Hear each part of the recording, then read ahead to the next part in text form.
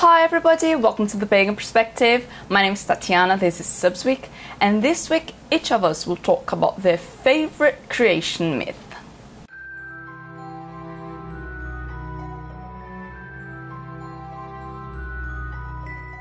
Right, so I will be in Portugal during Subsweek, so this is pre-recorded, and actually if you are watching this, it means my mom was able to successfully upload it to YouTube, so yay! Thank you, Mom! This week we are supposed to talk about our favorite creation myth, the one that resonates within us most strongly.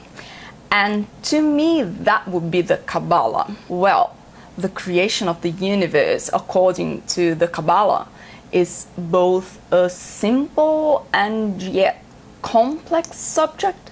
And I say this because once you've put everything together, all the concepts, it makes so much sense. It's so simple. But the process of piecing everything together usually isn't an immediate thing. I'd say a common thing that happens to folks when they begin studying the Kabbalah is sometimes having the need to walk away a bit from the books, to reflect upon the concept and letting everything sink in.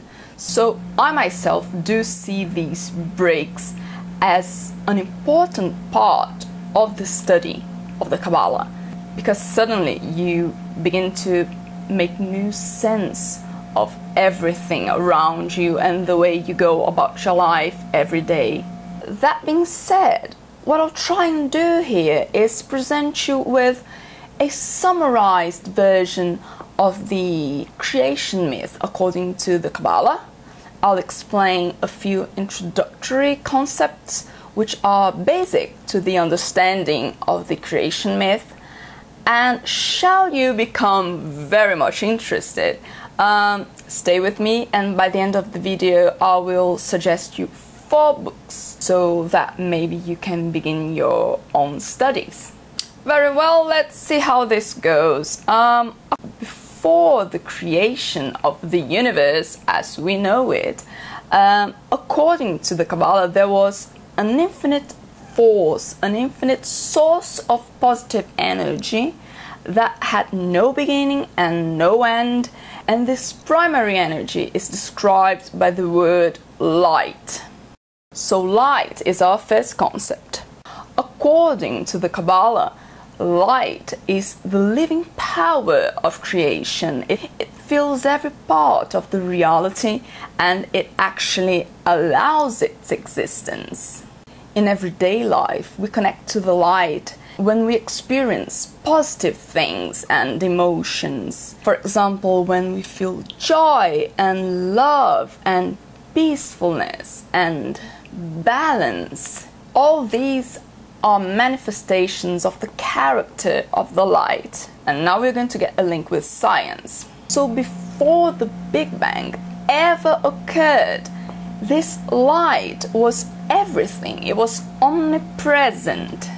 There was no space, no time, no movement, and the light was an all-giving source of everything good, and it gave itself, it gave light. It was in its nature to spread and to give and share. So because of its nature, in order to be able to give itself, a receiver, a vessel had to be created so it would receive and contain all the light and all its abundance. So this is concept 2, the vessel. Number 1 was light, number 2 is the vessel. Then after its creation, the vessel had everything and it all came from the light. The vessel was entirely fulfilled, but it was a passive receiver, so it did have everything except for the ability to create its own happiness, its own satisfaction, its own bliss. And it longed to have that ability too. And now we're going to reach concept 3, which is contraction and reduction.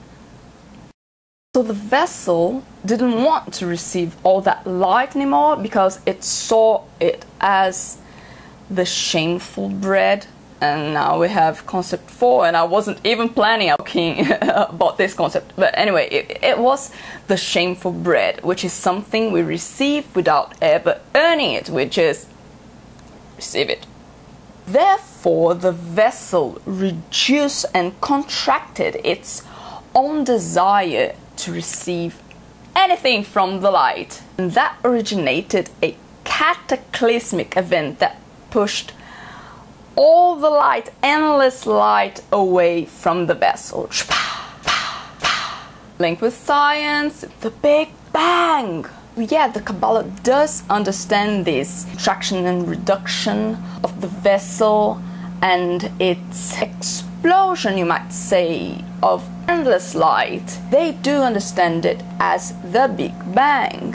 And the process of the Big Bang shattered the vessel into infinite fragments, and these fragments became everything we know reality to be today. Every soul and time and space, and for this reason we are all fragments of the vessel.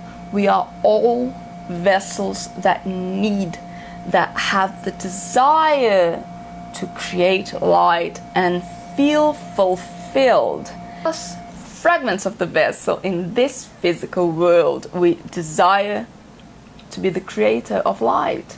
And yes, we do accomplish that when we share, when we care for others, when we help, when we make a difference. In these moments, we indeed are creating light, and we are fulfilling the most ancestral longing ever.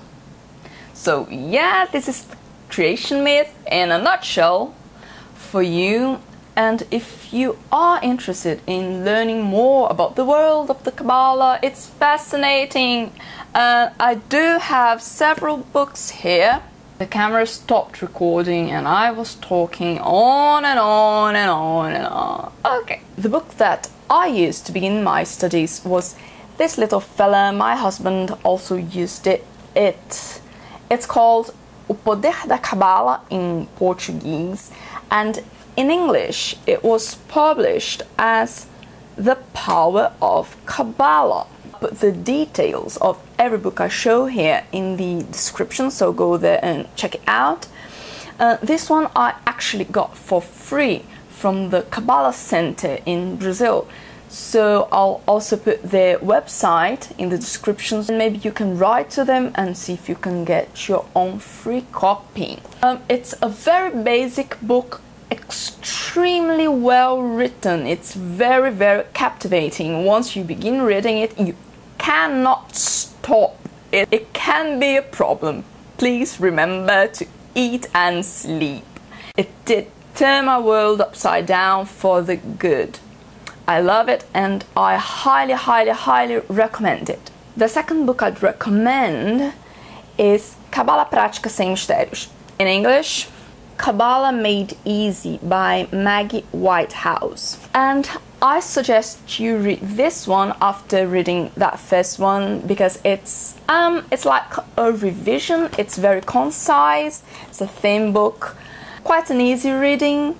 And by the end of the book, the author suggests exercises and rituals that you can do, which are related to, of course, the theory of the Kabbalah, and you might find that interesting as well.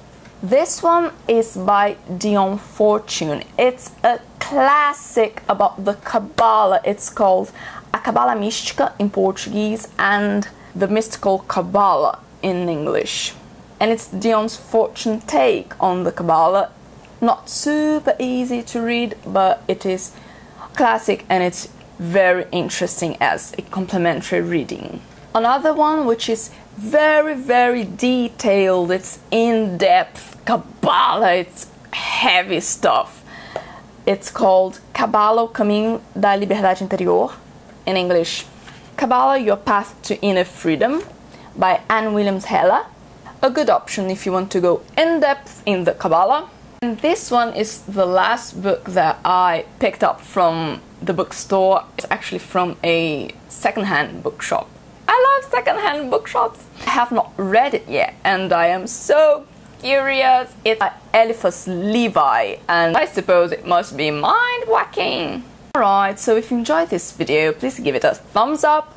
I'd love to read your comments also. I truly hope this was interesting to someone because it is a subject I am passionate about. See you soon. Thanks for watching.